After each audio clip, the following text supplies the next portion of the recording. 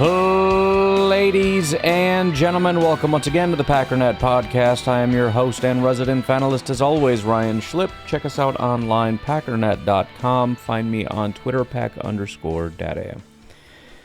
First things first, I don't know what's going on over at Spotify. Hopefully you're even hearing this right now. Been a bunch of different issues. I can understand the first one. I had uploaded the wrong audio for one of the episodes. I don't remember which one. And I fixed that pretty quickly. So I tried to get the message out that I had uploaded the correct audio, so everything should be working now. That was, I think, the one before the Packer game. So it would have been on Saturday, I guess, Saturday morning.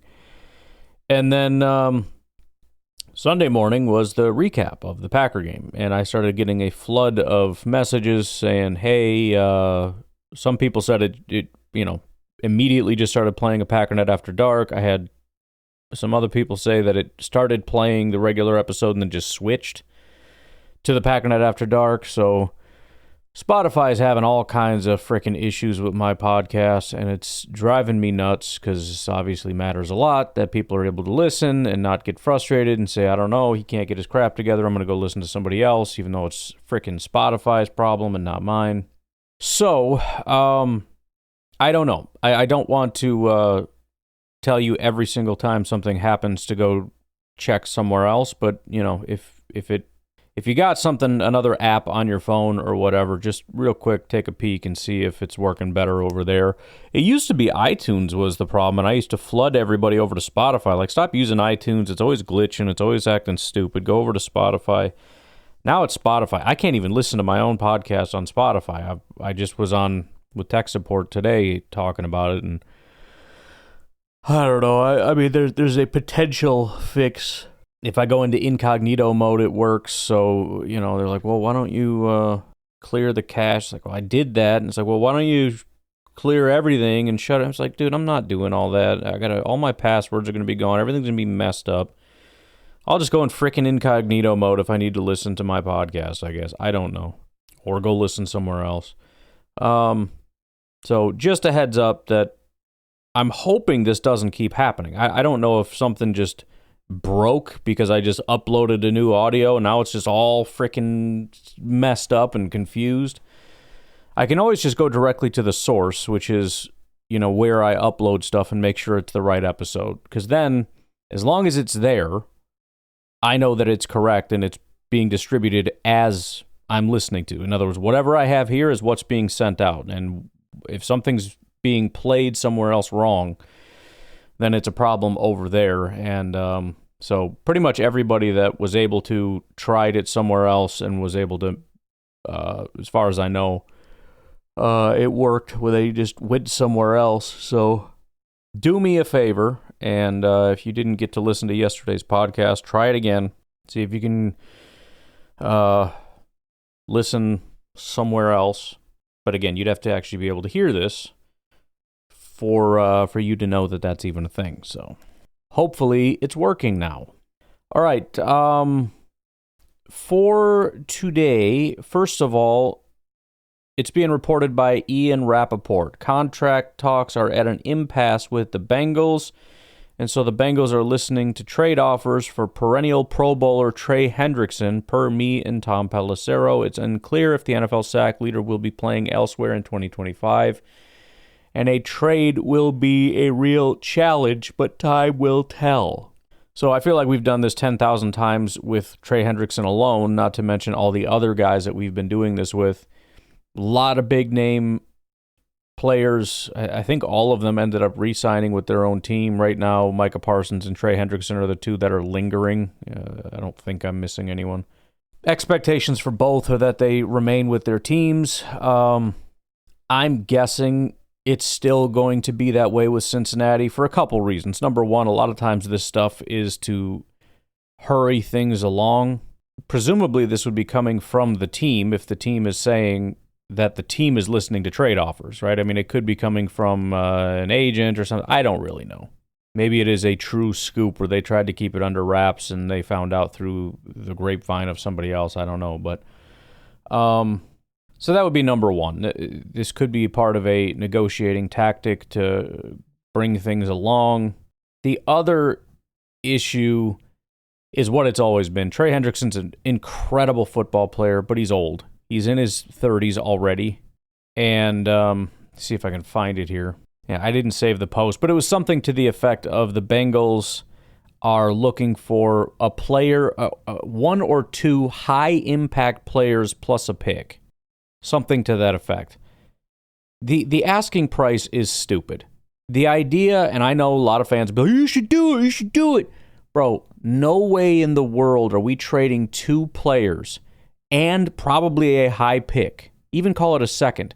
Never in a million years would I make that trade, ever. That's stupid. For a guy that's going to play for 2 years, so in 3 years, I don't have Hendrickson, I don't have impact player number 1, I don't have impact player number 2, and I don't have that other pick that would have been there, and that's supposed to help my team? Why? Because I'm suddenly guaranteed to win a Super Bowl? Because I have Trey Hendrickson on it like the Bengals already do, who can't even do anything? And for all the negative fans who are pissing and moaning, oh, you never do anything, you need to do this. You guys say that we're so far away. I would love to hear you make the case that we're so close that Trey Hendrickson would almost guarantee a Super Bowl. Go ahead and make that case, because you're going to have to contradict yourself. Because if we're as bad as you say we are, there's no way we're winning a Super Bowl in the next year or two. So what's the point of even bothering to go get Trey Hendrickson? It's just hurting our chances 3, 4, 5 years down the road. So don't even start with your nonsense. It's just going to be really, really, really difficult. I'm guessing the Bengals and the Packers in particular, other teams would be much more willing to do something crazy. Probably really stupid teams that have no business doing it. Again, I'll try to find that tweet as it comes through. The teams that I saw that were interested look idiotic. I think it was the Panthers, the Browns, and one other team. Don't know how real it is, but the Panthers and Browns have no business going after Trey Hendrickson. None. You're not even a playoff team. What are you doing? The only teams that should be interested are teams like, maybe I don't know if the Rams need them because they already have pass rushers, but a team that is right on the cusp and also maybe has a window closing. I would maybe say Dallas, but they can't even sign their own guy. Not for any real reason with Dallas, other than it just kind of makes, I could see Dallas doing it where they're like, well, we're a playoff team when everything kind of goes right and Dak is very up and down and we got to catch it at the right time. And I mean, let's face it, we're basically playing to try to get the owner a Super Bowl before he kicks it. You know what I mean? Hate to say it, but maybe Detroit would kind of make sense. I mean, Jared Goff is still relatively young. He might be able to play for 5, 6, 7 more years. I don't know. But you figure Hutchinson could come in and play for 3 of those 6 years, and Hendrickson with Hutchinson on the other side. Could maybe argue Chiefs, not because Mahomes is old, but I mean, Travis Kelce is declining on the way out. I don't know how many more we have if we can't start putting some talent together here, especially we don't have a running back. Travis Kelce already took his first big step this past year. Xavier Worthy is okay. Rashee Rice might be a pretty good. I mean, maybe we're fine. I don't know, but I think that's potentially a discussion. Yeah, I think the Rams are probably the best bet unless Stafford is just not going to go this year. And I saw yesterday there was a question about Stafford, and the comment was, I'm going to let the coach comment on that. So it might not be super great, but, again, you got Stafford, who, he's not prime Stafford, but he's still a good quarterback, behind a really good offensive line. You got Higbee, who's a good tight end. You've got Puka Nacua, who was the best wide receiver in football last year. Now you went and got Devontae Adams. Jared Verse was a freak as a rookie, but they don't really have a ton of talent. Byron Young on the other side is not good. I just say freaking go all in if I'm the Rams. That's what I would do. Maybe Steelers because we're kind of just in screw it mode, but they already have elite. They have 2 borderline top 5 pass rushers, so they don't need them. Plus, it's intra-division. It's not ever going to happen. 49ers maybe, they're kind of just completely falling apart despite having the success that they had. They need more help on the offensive line. At least that's what they keep complaining about. I don't think it's as bad as they make it sound. But, things are kind of falling apart. Let's just make a push. Defensive line outside of Bosa is dog crap. They did draft Mykel Williams, but I doubt he's going to come out and just be an elite player. I think the Rams make the most sense. There's a couple teams I could possibly make the case for. Packers are not one of those teams. And they absolutely should not be giving up whatever it is that they would want. Rashawn Gary and, I want Gary, I want Romeo Doubs, and I want a, first-round pick or something. Like, dude, get bent. You freaking stupid idiot. No chance. You want to talk to me about Micah Parsons? Maybe we could talk about that. As much as I would hate to do that to Gary, because I really like Gary, that's much more reasonable. Hendrickson? Never. And Hendrickson's elite. It's not about the talent. It's about, I don't know how much he has left. He might be done already. His slide might be starting this next year. It always comes out of, they always have that first year where everything kind of falls apart. This is usually the Packers do the opposite. This is where the Packers are kind of looking at, we need to move on. They're not going to bring in a guy that normally they look at it and go, I think he's about to fall apart. Let's move on. So, anywho, I don't see it with their asking price being as high as it is, and I don't know that they're ever going to really bring it down. And even if they bring it down, and even if they're being serious that they want to trade him, I think there are teams that are going to be much more willing to meet a higher price. In other words, they're only going to need to bring it down to whatever the highest bidder's number is, and I don't think the Packers are the highest bidder. All right, so a couple of press conference items here. Tell you what, why don't we take a break? We'll come back. Matt LaFleur's got some updates on some of the injuries. Doesn't sound super fantastic from what I've seen so far, but we'll get into that in just a moment. We'll be right back. Matt LaFleur on Omar Brown with his lung injury. Says he's still in Indianapolis and hopefully he'll be released tomorrow. He's showing a lot of improvement, and that's a positive. It sounds absolutely horrible, and I feel terrible for Omar Brown, who's having a really nice camp. Again, I don't think he was, well, I shouldn't speculate. I don't know. I don't know what his potential upside was going to be. But I know I feel bad for the guy, so we'll see, day at a time, and hopefully he's able to come back in action. I don't know. Let's see. LaFleur on Brown. He got hurt on the first kickoff of the second half and played the first 12 minutes of the third quarter before he came out of the game. I think that says a lot about the guy. On Marshawn Lloyd, very unfortunately, the quote is, he's going to miss some time. Talk about feeling bad for a guy. Again, I don't know. To my knowledge, this wasn't an issue in college. I could go back and look, but I'm sure he wouldn't have got drafted if he never actually played in college because he was hurt all the time. So I don't know if he's just extremely unlucky with taking all these hits that are causing all these problems or what exactly the issue is. But, again, you kind of get put into that camp with Watson and everybody else where it's like, I do feel bad for you. And there's still time. And I believe you're talented.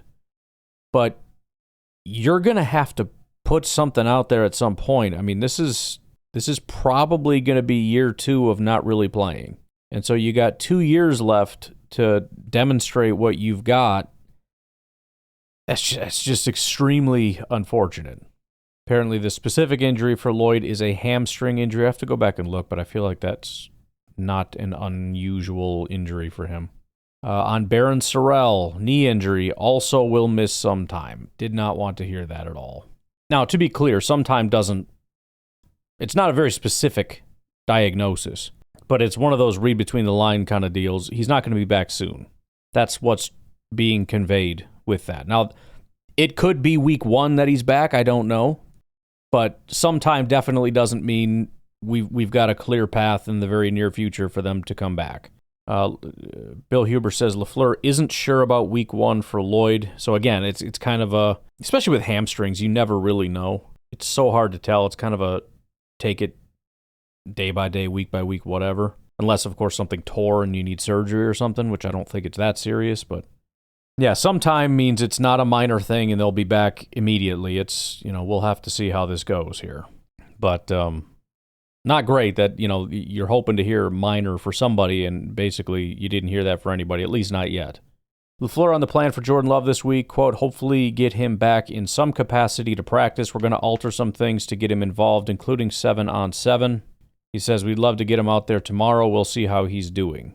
That's the kind of news you'd rather hear. LaFleur on Rasheed Walker, Jordan Morgan at left tackle said it's 100% a competition. Jordan's put a lot of good stuff on tape.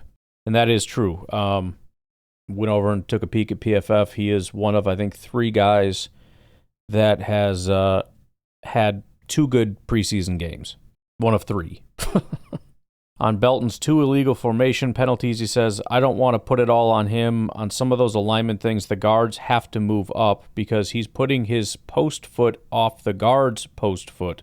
So we have to scoot our guard up. And that's where, too, I was saying, some of these formation things, I want to see what exactly happens. Some of it, like I said, is emphasis with the refs kind of getting pissy about you need to be up a little bit more. And then apparently this is something I'd never even considered, but is another thing where got to wait and see.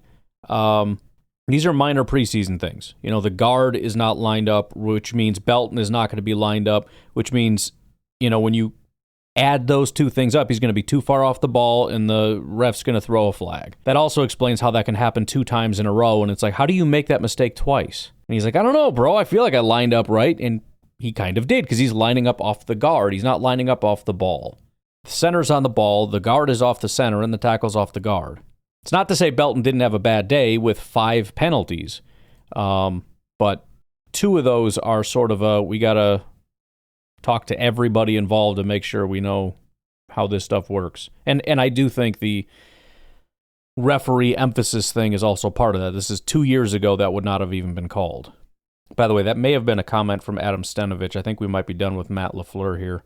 Not really sure. Here is a quote definitely from Stenovich. Says he's done a really good job talking about Morgan playing left tackle.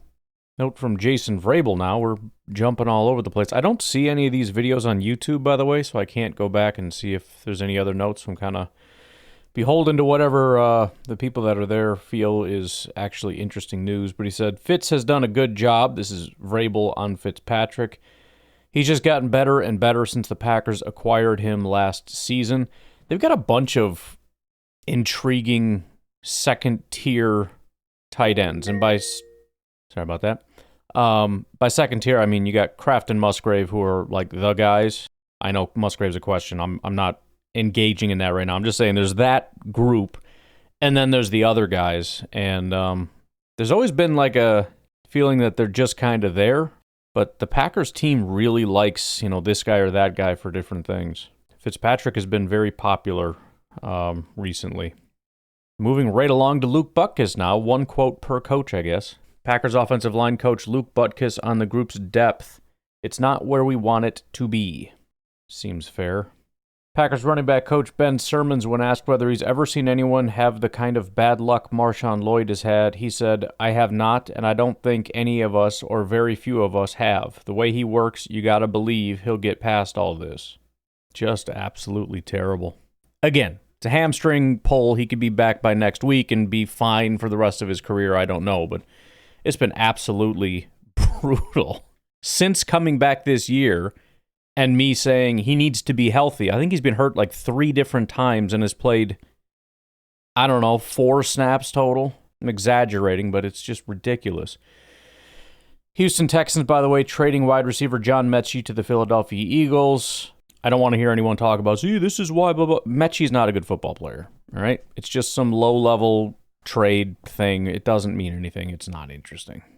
And, of course, Adam Schefter is the first to tweet out that thing that people love to do where you just list names and then I'm supposed to be impressed. Eagles wide receiver room now includes A.J. Brown, Devontae Smith, Jahan Dotson, John Mechie, and Johnny Wilson. Okay, I mean, you could have stopped after Devontae Smith because nobody cares about any of the other 3. As somebody who is a big Jahan Dotson fan coming out of college, I can attest to the fact that that dude sucks. And I don't even know who Johnny Wilson is. Just looking now just to see. It's worse than I thought, actually. I thought John Mechie had done more than this. By the way, he was teammates with Devontae Smith over there. In his career up to this point, he was a second-round pick in 2022. Do you know how many total yards he has in his 3 years being in the NFL? 412 and 1 touchdown. In 3 years. So don't even freaking start with your nonsense. Everybody's making moves but us. I guess in full, the trade was Mechie for Harrison Bryant, and then a day 3 pick swap, so a 6th and 5th pick swap. This is very not interesting to me.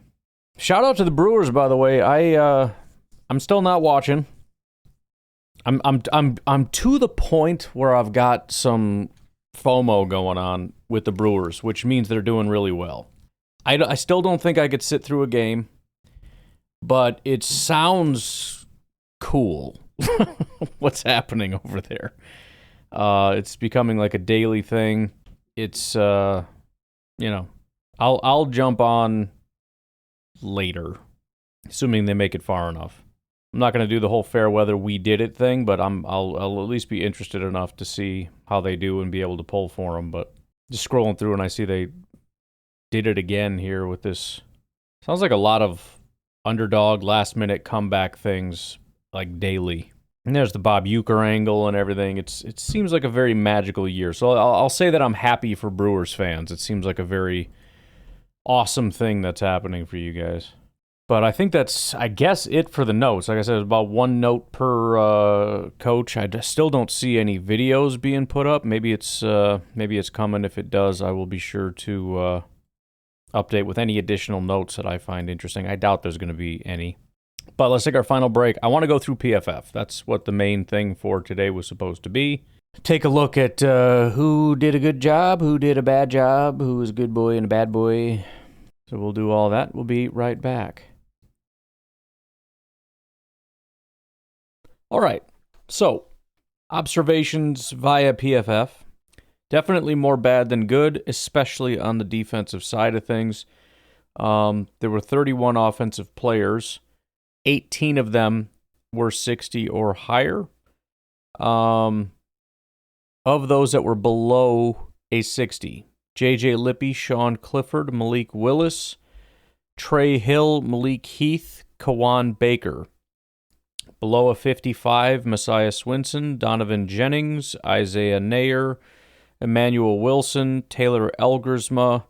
Below a 50, Marshawn Lloyd, and below a 40, Anthony Belton. Now, again, Belton is primarily because of the penalties. I wish there was a way I could separate that out. I guess I kind of can because you can see his blocking grade, but I don't know how much of that is, how much he's getting dinged because of penalties, you know what I mean? I don't know. I don't know how they do that. On the positive side, 60 and above, John Fitzpatrick, Chris Brooks, Brant Banks, Tyler Cooper, Jacob Monk. Above a 65, Mecole Hardman, Israel Abanikanda, Tyrion Davis-Price, Sean Ryan, Will Shepard. 70 and above, Kadeem Telfort, Cornelius Johnson, Julian Hicks, Amar Johnson, Jordan Morgan. 75 and above, Lycidas Smith, Ben Sims, and Johnny Lumpkin. Looking a little closer at the quarterbacks, I mean, they're all very similar. I was a little surprised that Elgersma was the lowest of the bunch. They obviously did not care for what he did. But 57 passing grade for Malik Willis, 55 for Sean Clifford, 54 for Elgersma. The only 2 big-time throws they did give to Malik Willis, the 2 turnover-worthy plays, 1 Malik Willis, 1 Taylor Elgersma. So, despite having better statistics and whatnot, Elgersma did have 0 big-time throws and 1 turnover-worthy play. Malik Willis, 2 big-time throws, 1 turnover-worthy play. It's pretty impressive considering the very limited workload. It's a 13.3% big-time throw rate. Sean Clifford, neither of either. As for the receiving grades, Marshawn Lloyd down at a 41. That one obviously very surprising considering the big catch. They must have blamed him a bunch for those other plays. Again, one of them I know was uncatchable. One of them was way behind him. Maybe he was supposed to sit down. The other one was way out in front of him. He could have maybe caught it, but it was a tough catch. Seems to be some harsh criticism there, especially considering that great catch down the sideline. But actually, I can see. So they did give him 1 drop. So 41 receiving grade, 28.9 drop grade. We'll get to the rushing in a minute, but that was the biggest knock on him for why his grade was so low. Then Nair with a 52. Heath with a 56. Amar Johnson, 58. Emmanuel Wilson, 64. Mecole Hardman, 65. John Fitzpatrick, 66. Cornelius Johnson, 71. Julian Hicks, 72. Ben Sims, 74. Johnny Lumpkin, they gave an 89 receiving grade. So that was just 3 targets, 2 receptions, 22 yards. But 3.67 yards per route run. He did only run 3 routes on the day, 6 routes. So 50% of his routes, he ended up getting targeted and caught 2 of them. Looking at the rushing grades, this one really surprised me, although I am wondering if the fumble is tied into it. But Emmanuel Wilson had the lowest rushing grade with a 46.7. Again, he did have the fumble, but I thought he ran the ball extremely well, so maybe that's what the issue is. I don't know. Marshawn Lloyd, they gave a 52.3 rushing grade. Algersma, 55. Chris Brooks, 62. Sean Clifford, 62. Tyrion Davis-Price, 65. Abanikanda, 66. And Amar Johnson, 73.3. They had 2 running backs over 3 yards after contact per attempt. That would be Emmanuel Wilson and Tyrion Davis-Price, actually exactly at 3. Running backs that forced a missed tackle, Abanikanda, Amar Johnson, Marshawn Lloyd, Tyrion Davis-Price, all with 1 missed tackle forced. Emmanuel Wilson, the only one to get a carry over 10 yards. It was 11 yards. Wilson, by the way, also they gave a 20.7 pass blocking grade. So the pass blocking and the fumble were pretty rough, and so that maybe contributes to the overall, but I still think 46.7 rushing grade is a little harsh. Then we get to the blocking. So we had 3 different players playing left tackle. As far as the pass blocking goes, it was dominant. It was very, very good. So Brant Banks actually took 15 snaps, all of his snaps at left tackle, which I find interesting. He had an 82 pass blocking grade, 55 run blocking. Jordan Morgan had the second most snaps at left tackle with 25. He had an 88 pass blocking grade, the highest pass blocking grade of any offensive lineman on the day. 65 run blocking, which is not elite, but it's above average, and I will accept that any day of the week. I mean, essentially, that's like a better version of what you get from Jordan Morgan, from Rashid on a pretty regular basis. You get a 60 run blocking at best, and maybe a 75 pass blocking or something. It's preseason. I'm not trying to say that that's the comparison. I'm just telling you that, if that's real, then that's kind of what we're dealing with. Kadeem Telford, though, kind of stole the show. He played 15 snaps at right tackle, 37 at left tackle, 78 pass blocking, 83 run blocking grade. So pretty cool to see Kadeem Telford continually improve. So we picked him up as a UDFA in 2023. He stuck around the entire time. Now, he's a monster, so the Packers, I think, like that, and they want to see if they can make that work. And they might be getting some serious payoff as far as a depth player. So if you look at his run blocking, for example, 2023 it was a 49. 2024 it was up to a 54. So far this year it's up to a 75. His pass blocking in 2023 was a 56. Last year was a 70. So far this year is an 81. We're talking preseason grades, but those are some seriously massive strides to go from a 49 to a 75 run blocking and a 56 to an 81 pass blocking. So even if we're just talking about, keep your eyes out for him being a legit backup option for us moving forward, I think that's a very cool developmental story. The offensive line stuff is so stupid for the Packers. It really is. It's like, why do we even bother? Just throw a couple late rounders and a couple UDFAs and we'll make it work. It's just ridiculous. At left guard, a little bit more of a mixed report. J.J. Lippy had an 80 pass blocking grade, 56 run blocking, which is fine. The guy that played almost the whole game at left guard, though, was Donovan Jennings. He had a rough day. He did have the one penalty, which I think is going to go against his grades a little bit, but still, 41 pass blocking grade, 56 run blocking is just not going to be good enough. At center, we had 4 different people playing. Jacob Monk, continuing to struggle. 25 pass blocking grade, 72 run blocking. Obviously, that's not going to work.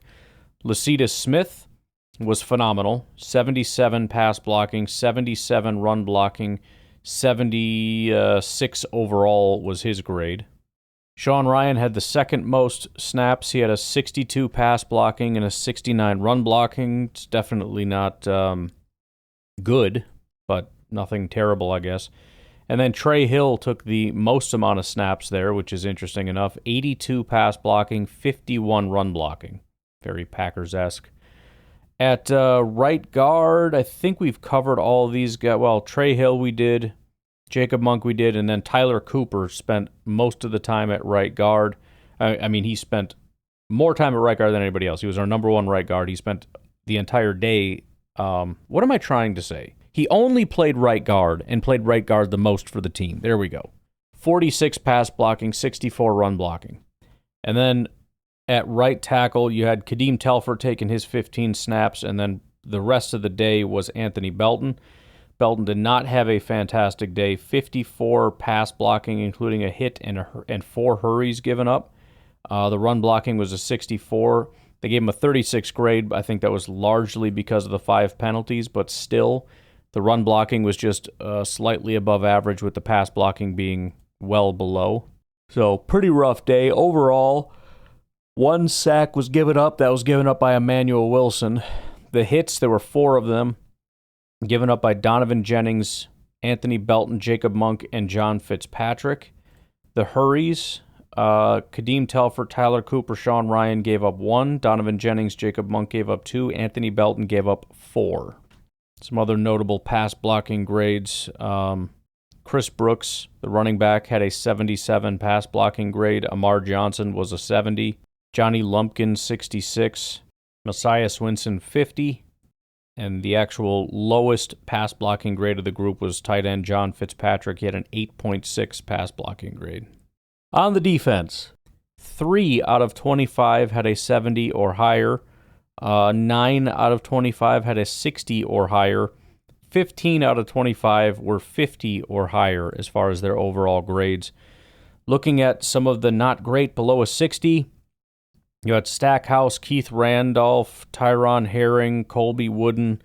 Below a 55, Jonathan Baldwin, Brenton Cox. Below a 50, Kalen King, Garnett Hollis, Aaron Mosby, Corey Ballantyne, Warren Brinson, Kamal Haddon, Deslin Alexander, James Esther. Below a 40, you had Omar Brown, and below a 30, Isaiah Simmons. It's not going good for Mr. Simmons here. On the positive side, 60 and above, Jared Bartlett, Bo Melton, Christian Welch, Kingsley Enagbare, Jaman Dumas Johnson, Micah Robinson. Above a 70, Tyron Hopper, Ketan Oladapo. And then 90 and above was Carl Brooks, who had a 91.2 overall grade. Looking at the run defense, the really bad grades, Ballantyne, King, Omar Brown, James Esther, and Warren Brinson were in the 40s. Deslin Alexander and Isaiah Simmons were in the 30s. Bo Melton, 28.7. On the positive side, Jonathan Baldwin, Tyron Herring, Tyron Hopper, and Kamal Haddon, 70s for run defense. Pass rush was just nothing except Carl Brooks as far as the grades are concerned. He had a 90.4 pass rush grade. The next highest grade was Christian Welch at a 66. The only, I guess, real bad grade, which is weird because he had 3 pressures on the day, but whatever. They hated him. 43.5 pass rush grade for Aaron Mosby. Coverage grades, below a 50, Omar Brown, 49, Corey Ballantyne, 45, Kamal Haddon, 35, Isaiah Simmons, 32.5. The coverage is so bad for him. On the positive side, Tyron Hopper, 68, Micah Robinson, 69, Oladapo, 73, Bo Melton, 74. Statistically, as far as pressures, there were 28 total pressures in the game. Enagbare, Esther, Wooden, Bartlett, Brown, and Jaman Dumas Johnson each had 1 pressure. Welch and Carl Brooks had 2. Mosby and Stackhouse had 3. It's pretty impressive for Stackhouse to get 3 pressures. Alexander, Keith Randolph, and Warren Brinson all had 4. So the grades were not great, but some of these are fantastic statistically. So Inigbare had 1 on 12, which is fine. Esther 1 on 14 is fine. Colby Wooden 1 pressure, 7 attempts is fantastic. Jared Bartlett had 1 pressure on 1 attempt, the linebacker. Omar Brown, same thing, 1 attempt, got a pressure. Dumas Johnson, 1 attempt, 1 pressure. These are all 100%. Christian Welch had 3 pass rush attempts, 2 pressures. I don't know what you could do much better than that. Carl Brooks, who they loved, had 6 pass rush attempts, 2 pressures. Still phenomenal. Aaron Mosby, 3 pressures, 31 attempts. That's 10%. That's perfectly adequate. Nazir Stackhouse had 3 pressures on 21 attempts, which is amazing. Deslin Alexander had 4 pressures and a sack, the 1 sack on the day. 4 pressures and a sack on 32 attempts. That is beast mode status. Keith Randolph, 4 pressures, 21 attempts. Warren Brinson, 4 pressures, 27 attempts. All of those are at least adequate, if not fantastic. The only thing I can think is the offensive line for the Colts just completely fell apart and just didn't block people, and that's why they didn't get better grades. I have no idea. On the negative side, the only guy that had 10 or more opportunities at the quarterback and came away with 0 pressures was Brenton Cox. That's it. It's the only one. In fact, the highest amount of pass rush attempts outside of Brenton Cox that didn't get a pressure was Kalen King with 3. So everybody basically that even so much as tried more than 3 times got home and got a pressure, with the exception of Brenton Cox. That is really impressive. Do have to do better with getting the guy on the ground. 28 pressures and only once getting him down is not good enough. But as a total team effort of disrupting and dominating the offensive line, I think they did a glorious job. Missed tackles, Kalen King 100%, Deslin Alexander 100%, Omar Brown 50%, Bowe and Mosby 40%, Herring, Ballantyne 33%, and all down from there. Overall, all told, 1 missed tackle for Simmons, Welch, Deslin, Ballantyne, Omar Brown, Herring, Stackhouse, Kalen King. 2 missed tackles for Mosby and Belton. Stops, tackles that are negative play for the offense. Mosby, Deslin, Melton, Ballantyne, Hopper, Herring, Brinson, and Stackhouse with 1. Welch and Baldwin with 2. In the cover game, the most targeted by a mile was slot corner Jonathan Baldwin. 8 targets, 5 receptions, 64 yards. After that was Isaiah Simmons, 6 targets, 5 receptions, 52 yards. Then it was Kamal Haddon, 5 targets, 4 receptions, 71 yards. He gave up the most amount of yardage on the day. Bo Melton, 4 targets, 2 receptions, 17 yards, and a pass breakup. Christian Welch, 4 targets, 3 receptions, 30 yards, and a pass breakup. Tyron Herring, 3 targets, 1 reception, 9 yards. Corey Ballantyne, 2 receptions on 2 targets for 20 yards. Jamon Dumas Johnson, 1 target, 0 receptions. Garnett Hollis, 1 target, 0 receptions. Omar Brown, 1 target, 1 reception, 12 yards. Tyron Hopper, 1 target, 0 receptions. Kitana Oladapo, 1 target, 0 receptions. In addition to that, Kalen King played 24 snaps in coverage, was not targeted once. Micah Robinson, 18 snaps in coverage, was not targeted 1 time. Special teams grades, on the negative side, below a 55, Dumas Johnson, 55-ish. Abanikanda, 54. Johnny Lumpkin, 49. Simmons, 49. Haddon, 46. And Jared Bartlett, 46. On the positive side, Deslin Alexander, 71. Micah Robinson, 73. Baron Sorrell, 76. Actual tackles on special teams, Welch, Alexander, Orzic, Abanikanda, and Robinson each had 1. Assisted tackles, Robinson, Sorrell, Wilson, Dumas Johnson, each with 1, except for Johnson with 2. Missed tackles, Isaiah Simmons, Matt Orzic, Omar Brown, Abanikanda, and Emmanuel Wilson all missed tackles on special teams. That seems like way too many. And then finally in the return game, Abanikanda with 5 kickoff returns for 120 yards, 30 was the longest, 24 was the average, 62 kick return grade. Mecole Hardman had one punt return that went for 10 yards, gave him a 61 grade, and Corey Ballantyne, one kickoff return for 22 yards, 59.9 grade, basically call it a 60. So, there you go. I am going to leave y'all with that. I will talk to you tomorrow. I don't know, and I haven't looked it up, and I probably should. It'll take 2 seconds, but I don't feel like it. Last week, so there is I believe a public training camp on Tuesday. One that wasn't listed was, I think, last Monday. So that is to say, today for you, there probably is a training camp, and if there is, that's what we're going to talk about tomorrow. If not, we'll talk about something else. Either way, Tuesday, there is a training camp. Thursday is the joint practice with the Packers. That's in Lambeau. Friday, there is a Vikings game against the Titans, and then a Bears-Chiefs game around that same time, both of them at 7. Saturday, you've got noon game with the Lions, 3 o'clock game with the Packers. So that's what we got going on the rest of this week. With that, hopefully these podcasts are working for you. Get the word out. Let the people know I'm still here. I'm still doing it. I'm not lost forever. Switch it up. Try something different if Spotify's not working for you. I don't really know what else I can do. All I do over here is upload the podcast, and they send it out for me. I don't go direct to any one of these places. But I'm going to get ready for this Bears game and hope like heck that Caleb looks bad. Not that it matters, because it doesn't, whether he's good or bad. But I just want it, okay? It gives me a week of something to be happy about. And I get to make fun of Bears fans, and then they get all pissy. Oh, it doesn't matter. I know, but it's funny watching you get all pissy. But I'll talk to you tomorrow. Have a good one. Bye.